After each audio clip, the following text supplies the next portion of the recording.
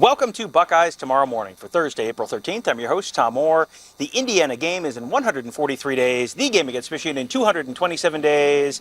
The spring game in 2 days. And Kevin Noon, the spring game, oh boy, we have some news. It is not great news. It's not atrocious news, but it's not great news.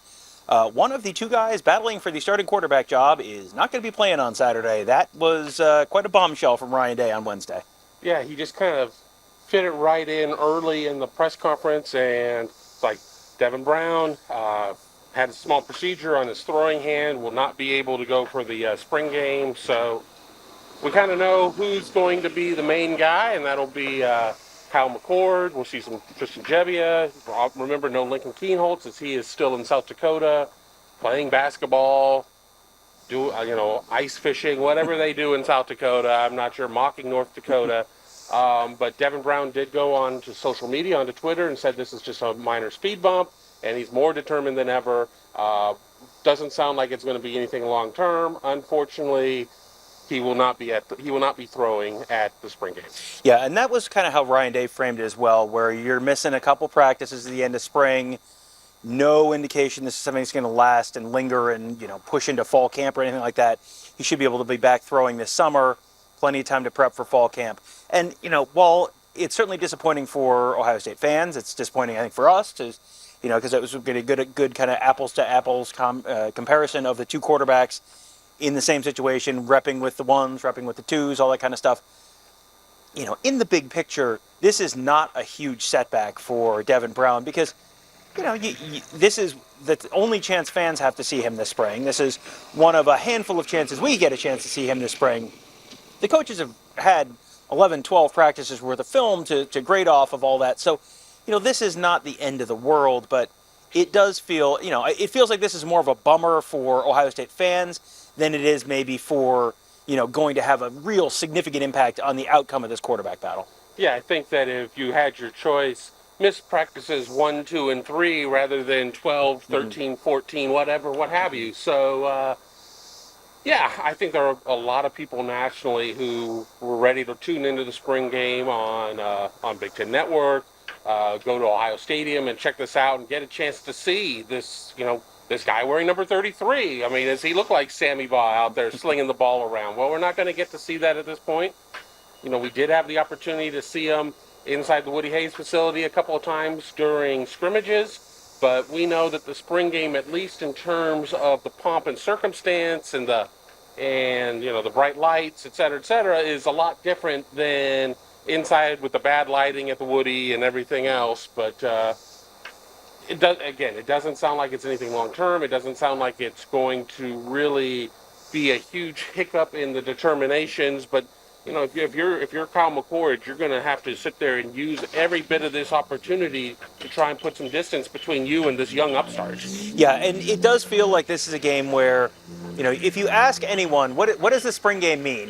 Does this get graded a little more than the average practice? Because you're seeing guys do it in front of, you've got to do it in front of 50,000 fans or whatever the number ends up being on Saturday, and on TV, as opposed to you're doing it just in front of your teammates, and there's a little added pressure with your family's there, I'm sure, and you all that kind of stuff, and you get these sort of like varying answers depending on how you ask the question. The spring game is the spring game, and it's just one of 15 practices, or well, you want to see how these guys perform when the lights are on, but also you hear you go back over history, and there are guys who have done great in the spring game, and then it didn't translate to the fall, and there are guys who've done terribly in the spring game, and then they did great in the fall. So I don't know quite how much to read into this, but it doesn't feel like this is, this is a minor setback. And, the way Ryan Day described the injury, it was kind of vague, as Ohio State tends to be in these types of situations. But it sounded like it was just kind of a minor surgical procedure on his throwing hand, which,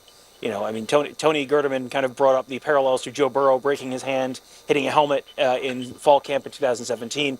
We don't know the specifics, but it doesn't, this does not sound like whatever this is, it's going to be anything that's going to be a real impact on the fall. Yeah, Ryan Day said he will be throwing this summer, so it's not like his hand fell off or anything like that. Well, he hit a helmet with his hand, something funky happened or whatever, but it is not going to be a long-term thing.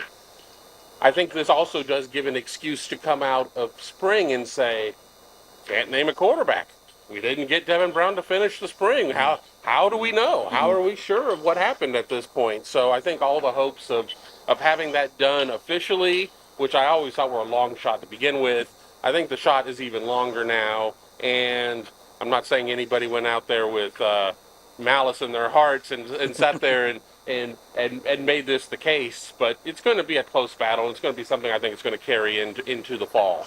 Just from what we've seen, I think it would be too close to call in my mind. Going back to last Friday, we got to watch them, and there was not one guy. There were individual plays, but there was not one guy who was consistently better than others. I go back to the 2019 spring where it was, Justin Fields versus Gunnar Hoke, and everyone's sort of giving you the party line that, well, it's an open quarterback competition. It was like, is it? Because I don't think that's really probably true. And then Justin Fields did not have a great spring game. I mean, he probably falls under that camp with Ryan Day of guys who didn't have a great spring game and then played great in the fall. He was in that one. I just went back and we talked about this on the morning show with Ross yesterday. 4 of 13 for 132 yards and 1 touchdown, and 98 yards in one of those completions, and that touchdown was on one play. And so other than that, it was kind of a disaster statistically for him. But as Tony Gerderman pointed out on the Buckeye Weekly episode we did on Wednesday, a lot of those were balls that hit receivers in the hands. So you look at it, and statistically it looked like a disaster, and realistically, well, he was not as bad as it felt.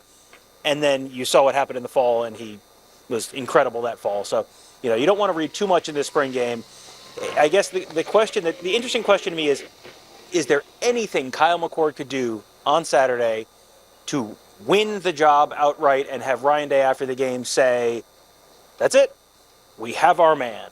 I don't think so. I think he could go 25 of 25 and have 5 touchdowns and show the ability to run, and nobody gets close enough to him to get the halo tackles, since you're not hitting quarterbacks.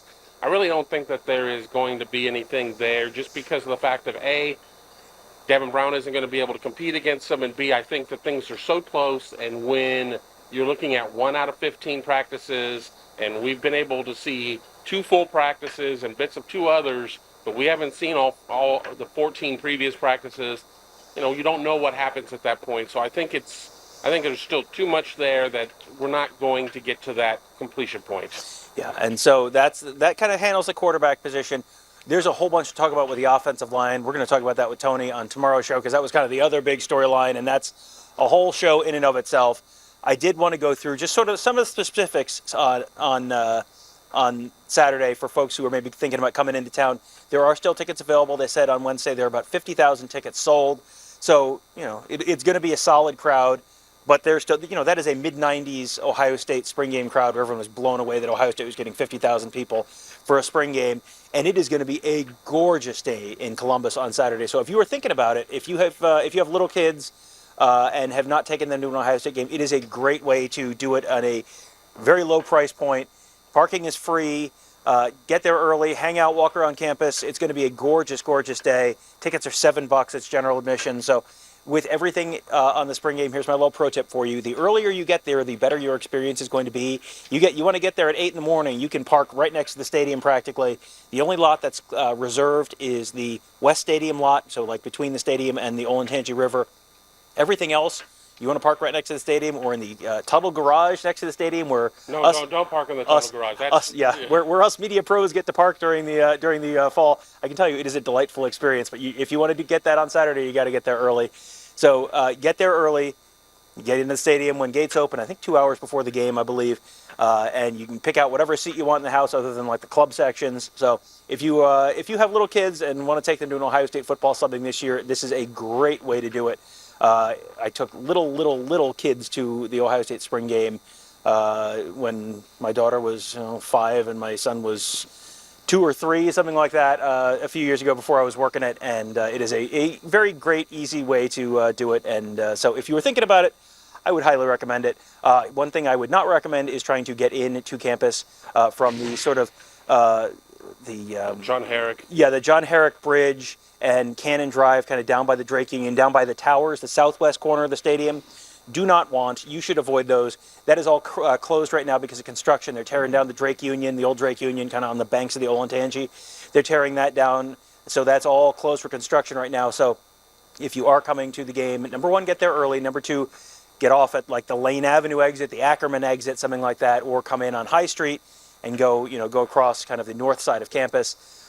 Anything on the southwest corner, you're going to just want to avoid all of that. So that will make your trip a little easier, a little more pleasant. So, and I'm going to guess they're going to have that sort of information. If you want a map, you should be able to find that at ohiostatebuckeyes.com as well. So anything else you would want to add on the spring game? We've kind of hit a couple of different points, but anything else that you think it's important to hit on? One thing that I looked up while you guys were doing Buckeye Weekly Live was people were asking about C.J. Stroud's numbers, and Stroud's numbers in the spring game were actually better his first year than his second year, but in both games he was very sharp. He had 1 touchdown in the 22 game, 2 in the 21 game, but he was consistently in that 16 to 22 type of range or whatever. So I found that very interesting, just going back to Ohio State's last starter and how he performed during this control scrimmage. Yeah, and I think with Kyle McCord, you kind of have to evaluate the some of that performance is going to be based on the offensive line. Some of that performance is going to be based on,